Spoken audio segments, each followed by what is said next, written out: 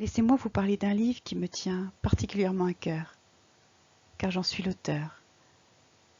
J'ai pris autant de plaisir à écrire ce conte qu'à le lire à mes enfants. Alors aujourd'hui, je souhaitais vous en lire quelques lignes.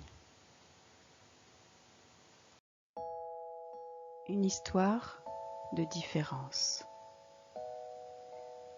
Il était une fois une jeune fille de 10 ans aux yeux bleu clair, malicieux et à la chevelure blonde, nommée Ali. Elle était d'un tempérament joyeux et adorait faire la course avec ses amis. Des courses un peu particulières, mais très amusantes. C'était très souvent Ali la grande gagnante. Alors que ses amis chaussaient leurs baskets pour s'y préparer, Ali, elle, préparait ses roues. Les roues de son fauteuil roulant. Depuis un accident de voiture, Ali ne pouvait plus marcher et ce fauteuil était devenu son véhicule tout-terrain pour se déplacer. Ali aimait rester libre de ses mouvements. Elle s'était donc très vite habituée à manipuler avec agilité et astuce son fauteuil roulant. Aucun obstacle ne lui résistait. Elle lui avait même donné un surnom pour le rendre plus sympathique, son rouli-roula. Ses amis aimaient tellement la compagnie d'Ali qu'ils ne prêtaient même plus attention au fait que leurs camarades se déplaçaient en fauteuil roulant. Cette différence, Ali, elle, l'appréciait d'un côté, car c'était ce qui la rendait unique. D'un autre côté, parfois elle se sentait seule, car elle ne pouvait pas vraiment en parler à ses amis. Qu'est-ce qu'ils lui répondraient ?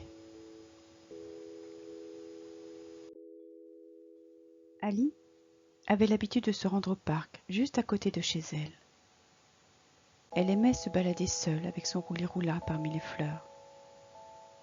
Cela lui donnait une certaine énergie, et très souvent, elle pouvait observer de beaux papillons qui illuminaient un peu plus ce coin de nature. Ses parents lui faisaient entièrement confiance, car Ali était très sérieuse et elle respectait toujours les horaires qu'il lui imposait pour le retour à la maison. Ainsi, une certaine confiance s'était installée entre eux et Ali, profiter de ces petits moments rien que pour elle. En ce dimanche, c'est justement ce qu'elle fit en se rendant au parc. Elle s'installa au même endroit que les autres fois et sortit son livre pour se détendre. Elle aimait tellement lire au grand air. Cela faisait à peine quelques minutes qu'elle avait commencé sa lecture qu'elle entendit des petits bruits sur le gravier. Elle regarda autour d'elle, mais rien, personne à l'horizon. Elle reprit le cours de sa lecture. De nouveau, elle entendit des petits bruits. Cette fois, elle posa son regard au sol. Et que vit-elle ? Une boule avec des pics qui se déplaçaient. « Hé ! Mais c'est un hérisson !» s'exclama Ali. « Bonjour !» salua l'animal. « Quoi ? Tu parles ?» fit Ali étonné. « Oui, enfin, il n'y a que toi qui m'entends, expliqua le petite bête. »« Mais pourquoi suis-je la seule à t'entendre ?» demanda la jeune fille. « Parce qu'au fond, on se ressemble. »« On se ressemble ? Je ne crois pas, sourit-elle. »« Mais si, tous les deux, on se ressemble par notre différence, insista la petite bête. Notre différence ? S'étonna Ali. Ali se passa le dessus de la main pour s'assurer qu'elle ne rêvait pas. Tu adores venir dans ce parc comme moi et tu es différente des autres enfants avec ton rouli-roula. Oh, mais tu sais que j'appelle ce fauteuil mon rouli-roula ?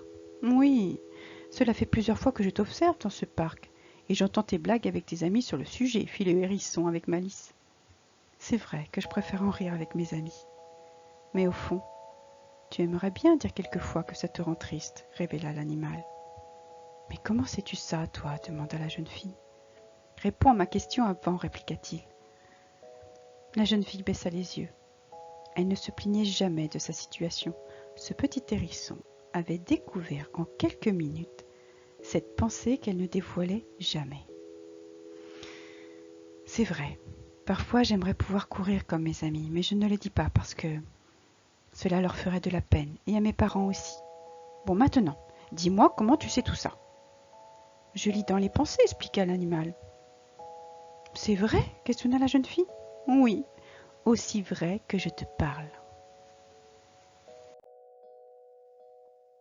J'espère que cette lecture vous a plu, que les plus petits l'ont adorée et que vous, les plus grands, vous vous êtes laissés porter par l'enchantement de cette rencontre entre cette petite fille et ce petit hérisson.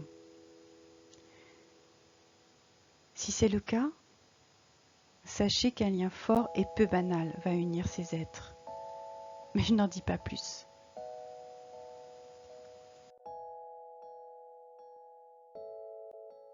Si vous souhaitez commander ce livre, quand Ali rencontre Pic-Pic, je vous conseille de vous diriger vers le site Le Vent des Lettres, sur lequel vous pourrez cliquer sur Acheter nos livres.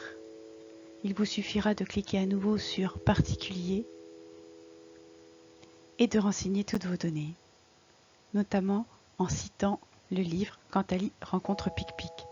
Je vous invite également à prendre connaissance de tous les autres livres que cet éditeur propose, car il y a vraiment de très très beaux auteurs.